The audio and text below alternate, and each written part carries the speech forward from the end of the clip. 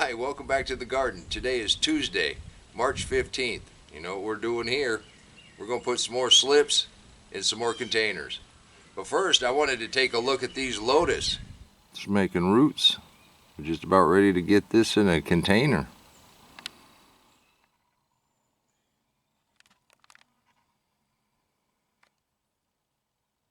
We're going to be putting them in a container here pretty quick.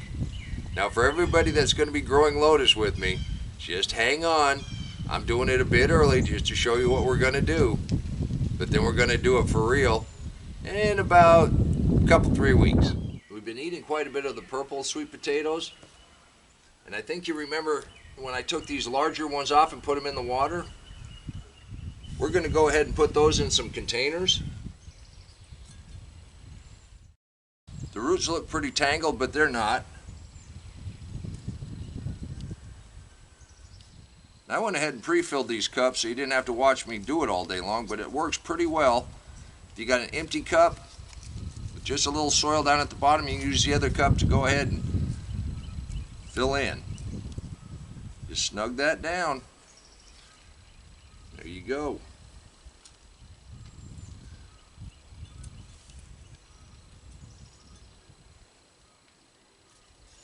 Just a little bit in the bottom of that one. Look at all those nice roots.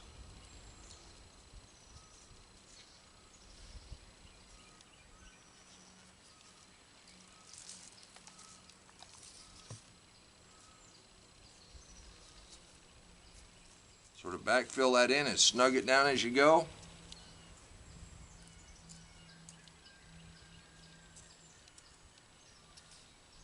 It's really not uncommon for your slips to lose all their leaves. I wouldn't worry about it. There's one more batch of purple sweet potato slips that we'll keep an eye on. By slicing the bottom of the cup, you will allow this to drain. By putting it in this little plastic tote, I'll keep it from dripping all over the wife's floor. Okay, I found these cute little cups. Did the same thing, just cut the corner out of them. What we're going to do is put just a little pinch of soil down in the bottom. But some of these are pretty small, even though they got some pretty good roots on them. Wow. When we go to cook one of these, we just cut the very tip of the potato off.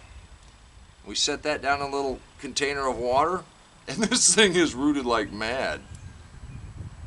I don't know if these are all its roots.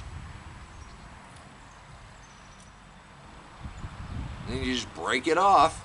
Look how many roots are on this little bitty slip. Sometimes it doesn't go as planned. So I want to keep all of those roots. And we'll go ahead and get them down in here. Backfill enough to cover them up. Just snug that down lightly.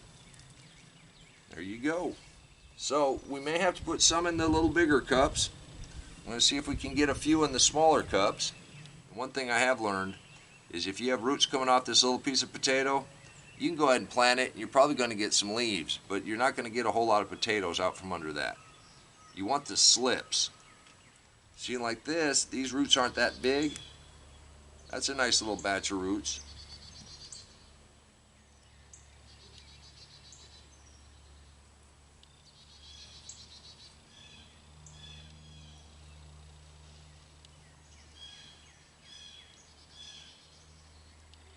You don't really have to center it up too much.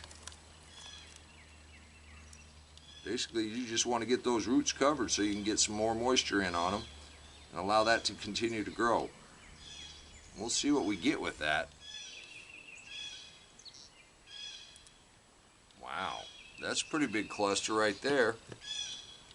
Go ahead and put that in a little bigger container. You let the size of your roots determine the container you're going to put them in. We're not being held to any kind of specifics. We'll do this one in a little container.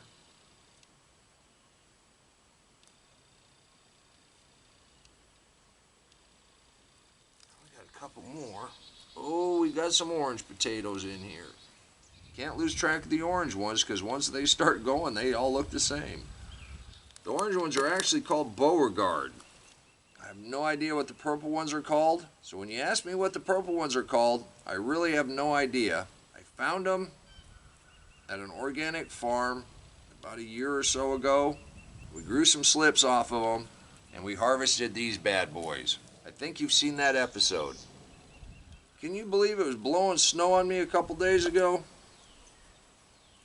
Now it's just gorgeous out here. Now we got 1 cup left on our purple potatoes, so I'm just going to break one off. And all down in here, all those nodes will root. Show you how easy it can be.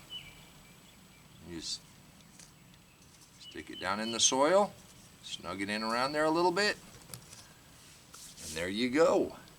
Now we've got a few of the orange ones that are starting to come on pretty nice. If you remember when we put these in the glass the other day, it didn't take them but just a couple days to go ahead and start rooting.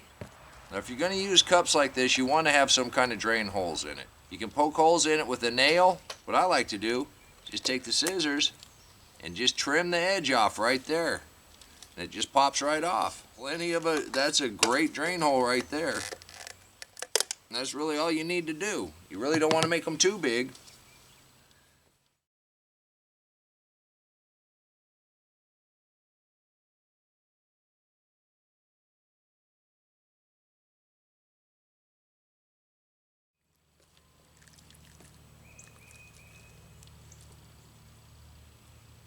We may lose some of these, but remember, they were free.